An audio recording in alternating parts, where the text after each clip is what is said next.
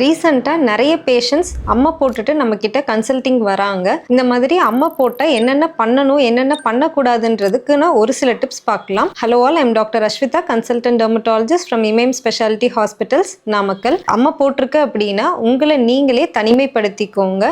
நிறைய தண்ணீர் ஆகாரம், தண்ணி குடிக்கலாம், இளநீர் குடிக்கலாம், இல்லை ஜூசஸ் மாதிரி நிறைய எடுத்துக்கோங்க. டெய்லி கண்டிப்பாக குளிச்சிடுங்க, இல்லை அட்லீஸ்ட் வெதுவெதுப்பான தண்ணியில் ஒத்தடமாவது கொடுத்துக்கோங்க. அண்ட் உங்கள் லீஷன்ஸை வந்துட்டு ரொம்ப சொரியாதீங்க.